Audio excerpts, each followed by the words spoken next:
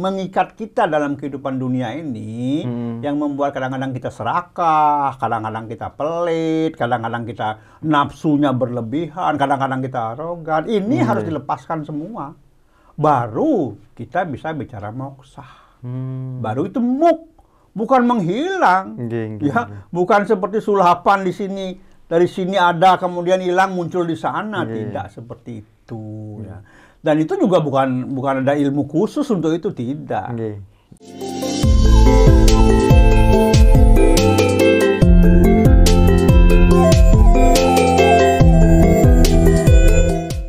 Om Swastiastu. Salam Rahayu Bapak Ibu Mas Dharma dan penggemar Hindu Channel. Hari ini kembali lagi kita tentu saja membahas tentang ajaran agama Hindu yang akan diketahui oleh Bapak Ibu Mas Dharma semua. Sekaligus kita membahas tentang moksa. Membahasnya bersama dengan siapa? Bersama dengan Aji Dewa Suratnaya, biasa disapa Romo oleh umat Hindu Jawa. Om Swastiastu, Aji. Om Swastiastu, Miko. Gimana kabarnya, Aji? Baik. Astungkara, baik. Aji, hari ini kita akan membahas tentang moksa. Ya. Nah, secara tidak langsung ada yang mengartikan bahwa moksa itu sebuah sulap, menghilang dari sini, menghilang ke sana. Namun kita hari ini membahasnya itu, kita melihat video dulu nih, Ji. Ya. Jadi nanti kita akan memberikan edukasi kepada masyarakat terkait dengan video yang akan kita bahas pada hari ini. Nah, baik. Videonya tentu saja sudah ada. Ini videonya. Saya itu di dalam agama kita itu memang nggak ada ya. Itu hanya kayak mamanya pelajaran di luar, kali ada juga. Tapi mohon maaf sebentar Pak Ustadz, kalau mengenai, mohon maaf sekali ini Pak Ustadz, saya potong sebentar. Kalau Nabi Isa bukan moksa ya Pak Ustadz ya? Bukan, itu hampir kayak moksa, tapi itu yang diinginkan oleh Allah. Jadi udah beda, ini beda nih. Beda ya, beda. Makanya kalau saya cerita antara manusia dengan Nabi atau Rasul ada bedanya. Jadi jangan dianggap sama. Jadi kalau kita sakit sama Nabi sakit, janganlah dianggap sama. Kok kayak iman kita itu sama seperti Nabi sih, kan gitu ya. Jangan punya pikiran seperti itu. Jadi sebenarnya saya sendiri juga belum tahu persis, tetapi saya hanya mengamati dari beberapa cerita, kemudian dari beberapa cerita raja-raja yang memang hilang itu. Iya, betul Pak Ustadz. Itu memang ada. Jadi moksa itu sama seperti umpamanya di sini, kemudian ditutup kain, hilang, kemudian pindah di tempat lain sana. Kayak sulap Pak Ustadz. Kenapa? Kayak sulap. Kayak sulap memang, kayak tapi sulap. Yang nyulap ini jagonya sulap kira-kira gitu. Saling ya. Cuma kan kalau sulap itu kan ada proses pindahnya itu waktunya pendek, sangat pendek istilahnya. Jadi waktunya itu hanya sekedipan mata. Ini kalau sulap. Kalau moksa itu dia, kalau saya berpikir itu seperti terkunci istilahnya. Jadi ilmunya itu pada waktu menghilang itu terkunci istilahnya. Jadi pada waktu menghilang itu memang ada ilmu yang mengunci. Saya tidak tahu persis ya istilah ilmu itu bagaimana. Maksudnya cara kerja ilmu itu bagaimana, karena saya nggak punya ilmu seperti itu. Di moksa beda dengan itu. Kalau moksa itu orangnya mati atau enggak itu Pak Ustadz? Setahu saya enggak mati. Orangnya itu enggak mati Pak Ustadz? Insya Allah enggak mati. Dia masuk ke dunia jin. Jadi kalau masuk ke dunia jin, nanti tahapan dia matinya nanti pada saat kiamat kubra. Apakah mereka itu, moksa itu kayak struktur tubuh manusia itu dihentikan. Dihentikan. Rohnya Pak Ustadz gimana? Nah, dia masih punya roh aja. Ini kekuasaan Allah. Kalau itu sudah menyentuh kekuasaan Allah ya, ilmu-ilmu kekuasaan Allah. Jadi saya tidak tahu persis ya. Yang saya tahu dia akan berhenti pada waktu umpamanya Tung itu mau moksa sekarang ya, sampai besok umpamanya tahun 1000 tahun lagi ya begini aja wajahnya. Berarti moksa itu yang diinginkan oleh yang mau moksa atau memang ada? Diinginkan oleh yang mau moksa itu. Jadi kayak umpamanya kerajaan Brawijaya, dia nggak mau dikalahkan, dia nggak mau dikalahkan, intinya saya ingin menghilang, saya ingin di surga tanpa saya itu begini, gitu kali ya, saya belum paham betul, tapi itu kan keinginan, sehingga pada waktu itulah dia membaca mantra, di mana mantra itu sebenarnya mantra penghilang aja. Nah, video barusan Ji dari salah satu pemuka agama yang membahas tentang moksa. Namun sudah bagus yang disampaikan, tapi tugas kita sebagai umat Hindu dan tugas Haji menyampaikan berkaitan dengan moksa. Kita kan mengenal terkait dengan Pancasrada. Salah satunya moksa. Apa sih Ji moksa? Gitu. Kalau kita bicara moksa memang menjadi penting ya, karena ini juga umat kita harus tahu jelas supaya nanti tidak salah persepsi kita tentang moksa ini. Karena moksa juga memang merupakan salah satu dari Pancasrada ya, salah satu dari dasar-dasar keimanan Hindu sebagai tujuan tertinggi, tujuan utama. Tetapi moksa juga tidak hanya dikenal oleh orang-orang Hindu saja. Orang lain juga tahu moksa itu seperti apa, tapi mungkin persepsi mereka tidak sama. Seperti misalnya ada yang mengatakan bahwa moksa itu menghilang. Padahal moksa berasal dari bahasa atau akar kata bahasa Sanskerta muk. Muk itu artinya membebaskan atau melepaskan. Melepas ya. Tidak pernah dikatakan bahwa muk itu artinya menghilang. Membebaskan atau melepaskan. Nah, sekarang apa yang dibebaskan? Apa yang dilepaskan? Yang dibebaskan adalah jiwa. Dibebaskan dari apa? Jiwa itu dibebaskan dari ikatan duniawi. Ya, yang dilepaskan apa? Ya, pengikat-pengikat yang sifatnya duniawi dilepaskan. Contohnya seperti apa, Ji? Ya, misalnya kita mengenal yang namanya Sadripu. Ya, 6 ini. Ya, artinya yang dianggap sebagai musuh gitu ya. Nah, ini kita nggak boleh terikat. Salah satunya misalnya iri hati. Kita nggak boleh. Tetangga punya mobil bagus lalu kita ngiri. Nggak bisa. Justru kita harus senang. Karena setiap orang yang mendapat anugerah itu harus kita juga syukuri. Kita ingin bersyukur. Mendoakan yang terbaik. Loh iya. Orang kaya bertambah di kampung kita, ya kita bersyukur. Jangan kemudian kita iri hati. Nah, jadi banyak hal-hal yang memang kita harus lepaskan. Betul, kita ingin punya mobil, tapi tidak harus kemudian melihat orang punya mobil, lalu kita iri, kita macam-macam nanti bicaranya. Nah ini, jadi hal-hal yang sangat mengikat kita dalam kehidupan dunia ini, yang membuat kadang-kadang kita serakah, kadang-kadang kita pelit, kadang-kadang kita nafsunya berlebihan, kadang-kadang kita arogan. Ini harus dilepaskan semua. Baru kita bisa bicara moksa. Baru itu muk, bukan menghilang. Ya, bukan seperti sulapan di sini, dari sini ada kemudian hilang muncul di sana, tidak seperti itu. Ya. Dan itu juga bukan ada ilmu khusus untuk itu, tidak. Tadi dikatakan juga berkaitan dengan ilmu, Nah, apakah ada ilmu untuk mengunci moksa supaya dia tidak bisa bergerak lagi? Nah, ini hati-hati dengan kata-kata kunci ini. Kunci yang dikunci, cara mengunci, pakai apa menguncinya? Kenapa harus dikunci? Jadi sebetulnya kalau kita bicara moksa, tidak ada bicara kunci, itu nggak ada. Ya, setiap orang bisa mencapai moksa. Bahkan moksa juga tidak harus menunggu mati. Ya, maka dalam moksa sebetulnya menurut konsep Hindu, ya, mungkin dari berbagai konsep dalam Hindu, yang paling mudah kita pahami adalah konsep moksa ini terkait dengan katakanlah tiga tingkatan moksa. Yang pertama, moksa sewaktu kita masih hidup. Semasa masih hidup. Iya, namanya jiwan mukti.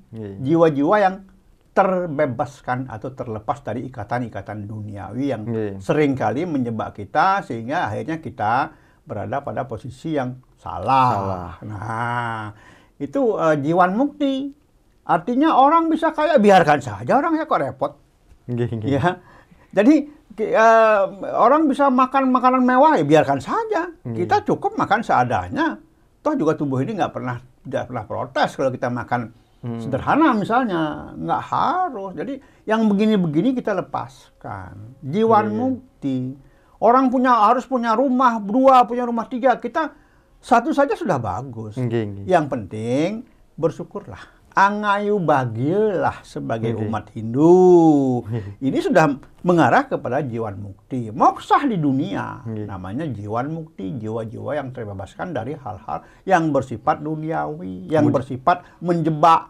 Seperti itu. Kemudian yang kedua. Yang kedua ini namanya widaha mukti. Widaha mukti ini orang meninggal. Dia moksah. Sudah meninggal moksah. Tetapi dia masih punya keinginan. Masih ada pengaruh maya. Karena dia masih punya keterikatan dengan keturunannya. Nah, maya ini apa nih, Ji? Nah, maya ini sesuatu yang tidak kelihatan. Tapi ada, tapi nggak kelihatan. Ya, misalnya dia masih concern, peduli dengan keturunannya. Nah, misalnya para pendiri bangsa, ya, moksah widaha mukti, tetapi masih peduli dengan NKRI. Dia nggak bisa membiarkan NKRI ini celaka. Tidak bisa membiarkan NKRI ini mengalami gejolak yang merugikan masyarakat atau rakyat. Tapi moksah. Moksah dia. Moksah karena apa? Karena karmanya. Dia moksah karma dan tidak terikatannya itu yang menyebabkan dia moksah. Tetapi dia masih punya keinginan. Yang misalnya tadi itu, saya nggak ingin negeri ini hancur. Saya nggak ingin negeri ini menderita masyarakat. Kebaikan itu akhirnya menuntun dia menjadi moksa. Bolak-balik. Bisa kebaikan itu menyebabkan kemoksaannya dia akan semakin tinggi, atau dia moksa dan dia menjadi seperti itu. Seperti itu. Nah, yang ketiga baru yang namanya purna. Mukti. Ini baru betul-betul Atman itu menyatu dengan Brahman. Loh, kok bisa Atman menyatu dengan Brahman? Apa mungkin Atman manusia bisa menyatu dengan penciptanya? Dengan Tuhan. Iya, dengan Tuhan. Kenapa nggak mungkin? Ibaratnya, sekarang coba lihat. Beberapa sungai mengalir ke laut. Sampai di laut hilang dia. Nggak jelas lagi. Ini airnya. Nggak bisa dibedakan. Ini air sungai A mana, air sungai B mana, air sungai C mana. Nggak bisa dibedakan lagi. Tapi bisa dia menyatu. Ibaratnya seperti itu. Bukan berarti purna mukti gitu ya. Purna moksah ini kemudian air yang mengalir itu purna moksah, bukan. Ibaratnya seperti itu. Kenapa nggak bisa? Nah, bisa saja. Toh juga Atman dengan Paramatman kan Atman-Atmannya juga. Ada Atmannya. Kalau muncul dari Paramatman, kembali kepada Paramatman, apa susahnya? Apa masalahnya? Kan nggak ada. Tiga ini sebetulnya dalam Hindu dikenal. Inilah tingkatan moksah. Jiwan mukti waktu masih hidup, widaha mukti setelah mati, tapi masih peduli. Purna mukti. Nah, kemudian kalau kita berkaca dengan kondisi saat ini, Kali Yuga, zaman Kali Yuga, dalam Hindu itu disebutkan zaman Kali Yuga. Apakah masih ada kepercayaan bahwa masih ada yang moksa saat ini, gitu kan, Ji? Itu kan perlu ada Ini moksa yang mana ini? Nah, yang moksa di dunia masih hidup apa ya sudah mati ini? Ya mungkin kan kalau berkaitan pembahasan tadi ada yang masih di sini tiba-tiba hilang, berarti kan masih hidup ke sana hilang gitu, seperti kerajaan gitu kan. Kalau kita bicara moksa, kaitannya dengan sejarah, dengan kerajaan, misalnya dengan Brawijaya, Pamungkas Brawijaya V ya. Atau Gajah Mada, ya, atau Prabu Siliwangi. Beliau sebetulnya moksah, tapi sudah meninggal. Sudah meninggal, widaha mukti. Sudah meninggal, tapi masih peduli dengan negeri ini. Sudah meninggal. Ya, sudah meninggal, jelas sudah meninggal. Walaupun orang mengatakan meninggalnya beliau kan beda dengan meninggalnya kita. Benar. Ada hal-hal dalam Hindu yang sudah melewati level kerohanian, sudah masuk ke ranah spiritual, bahwa kalau umat Hindu yang sehebat itu moksahnya, matinya, itu beliau hanya melepaskan badan fisiknya. Lepaskan badan fisik, taruh di sana berupa arca, jiwanya melanglang buana. Nah, tadi disinggung roh. Jiwa dengan roh apa bedanya nih, Ji? Sebetulnya kalau lihat kamus bahasa Sanskerta Profesor Surabe, halaman terakhir paling akhir ada kata-kata roh. Artinya apa? Bangkit. Kata kamus itu loh, bangkit katanya roh itu. Bangkit, membangkitkan. Nah, sementara kalau kita bicara jiwa yang berasal dari kata jiwi, itu hidup, menghidupkan. Kalau sekarang kita mau menyamakan dalam tanda kutip jiwa dengan bangkit, ya bisa sama. Tetapi dalam Hindu antara jiwat man dengan atman itu masih dibedakan. Menurut Upanishad, ibarat setiap manusia ada 2 ekor burung, jadi 2 atman. Yang satu atman yang dikatakan bahwa Tuhan ada dalam diri manusia. Ini atman ini, ya. Kemudian satu lagi atman yang menghidupkan manusia, jiwatman. Ini burung yang satu. Bedanya adalah yang namanya atman Tuhan ini yang ada dalam diri manusia, ini dia tidak terkena suka duka.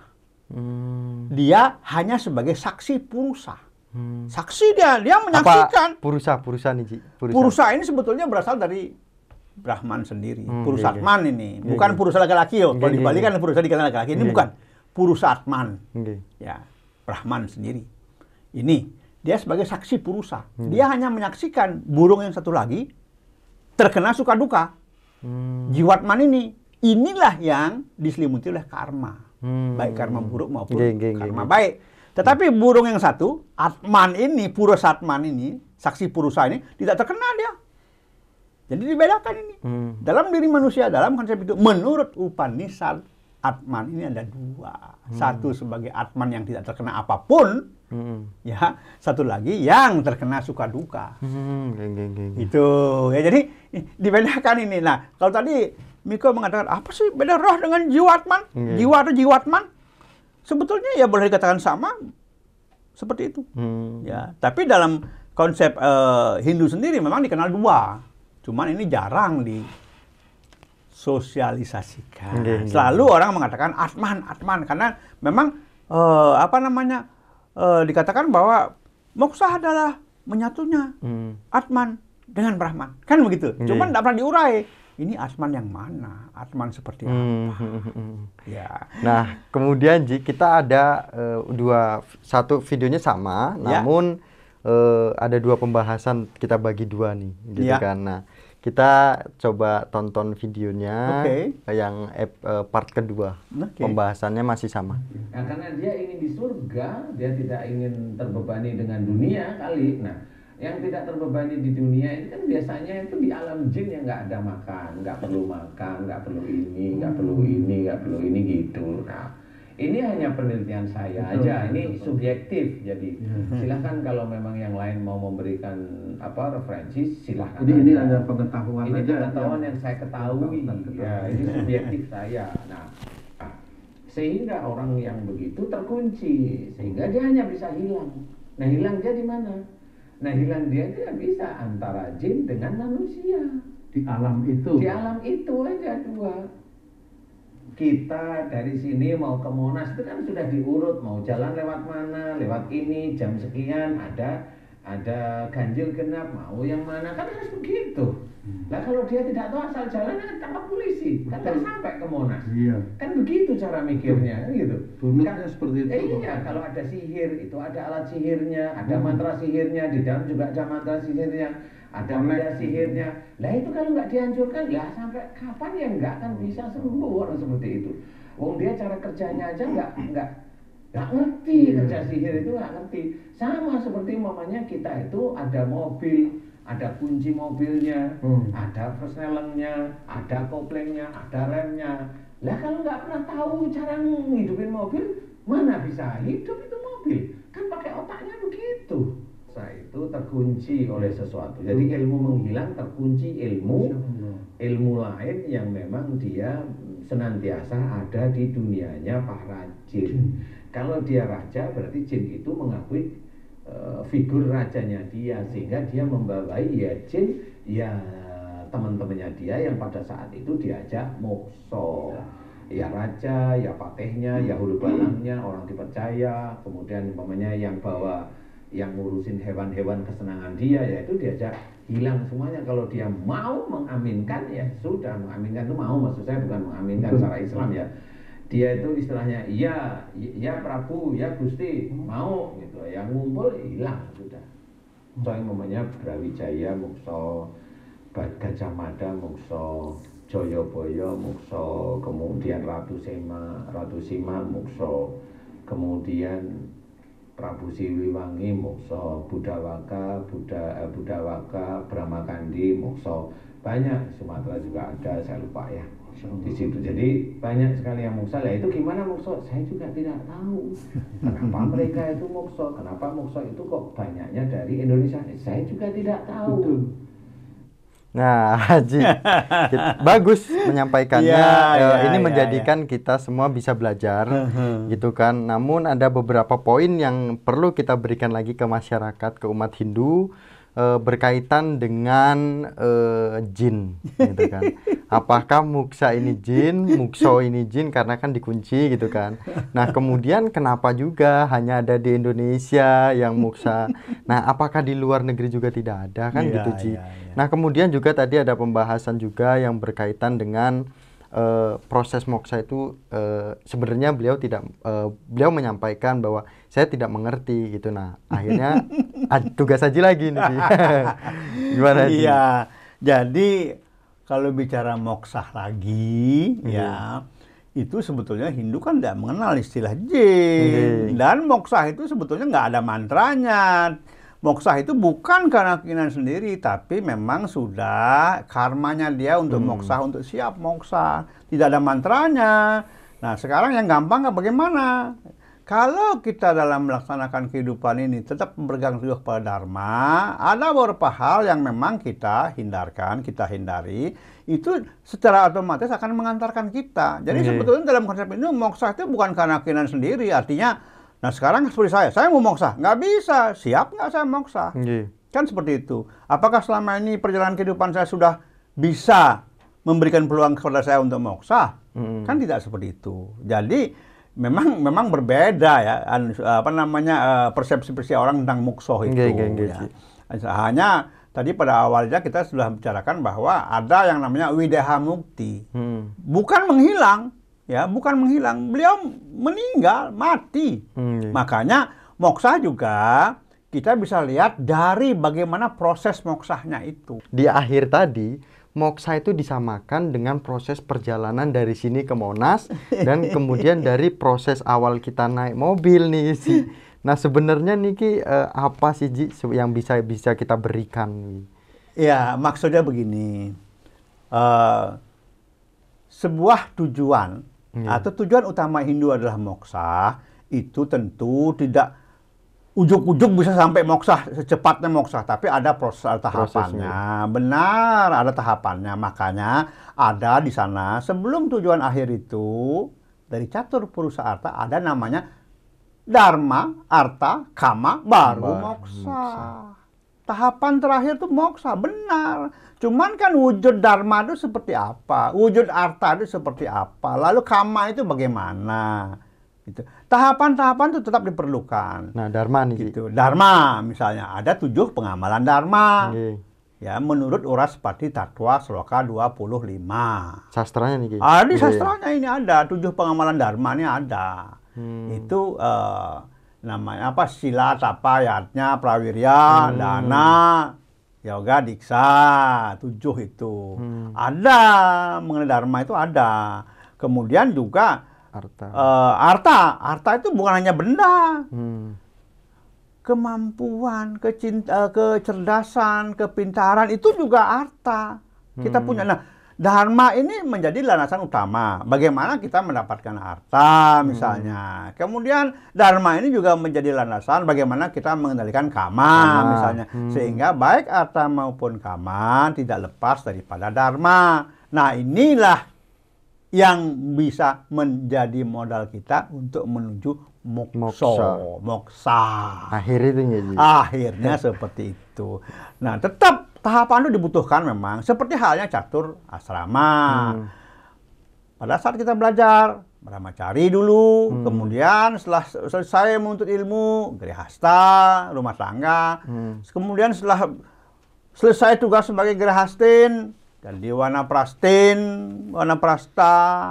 Setelah itu baru menapak ke sannyasin. Kan begitu, semua ada tahapannya. Makanya dikatakan sebetulnya Hindu itu belajarnya berjenjang.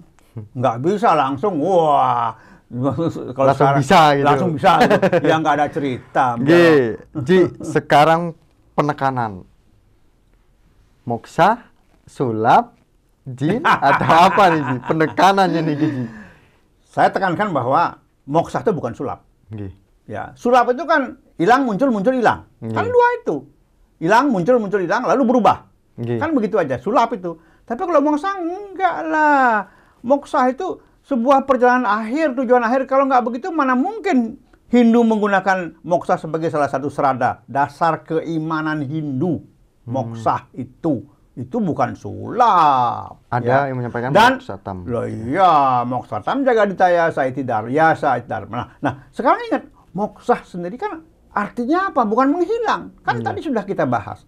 Moksa itu asal katanya muk, artinya membebaskan, bukan menghilangkan. Nggak ada.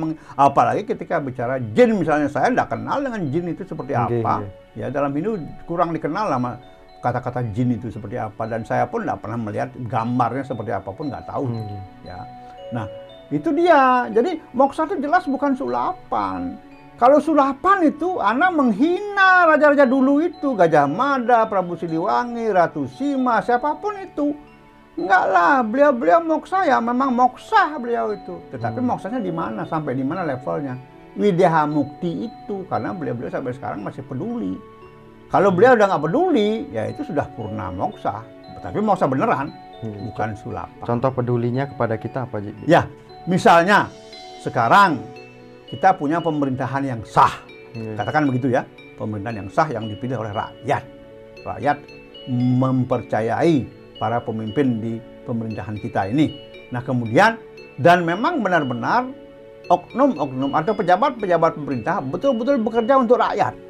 Nah, beliau yang sudah wideha moksah ini juga akan berupaya untuk mendukung orang-orang yang betul-betul bekerja untuk rakyat, tidak akan membiarkan negeri ini berantakan.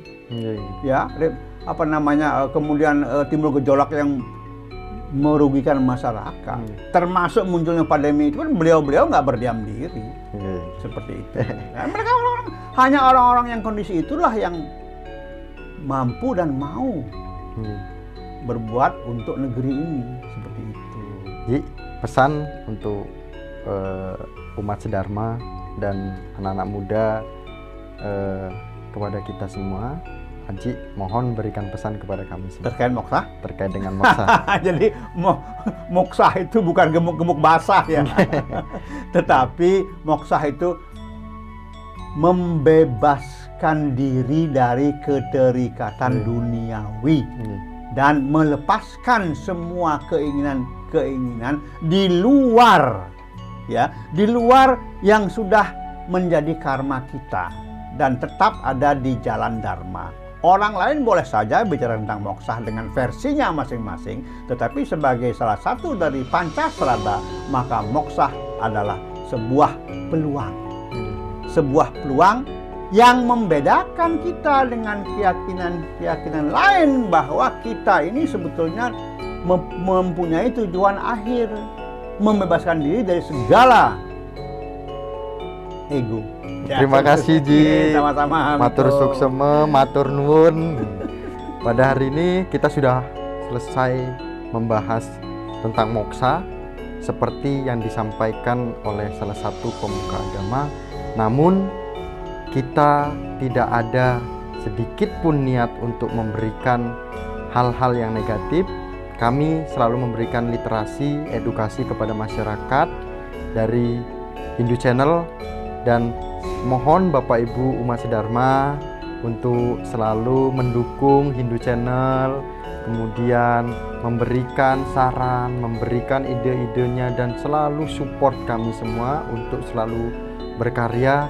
Dan kami tutup dengan Paramasanti bersama Aji Dewa Suratnaya sebagai Wakil Ketua Sabawalaka. Tutup dengan Paramasanti.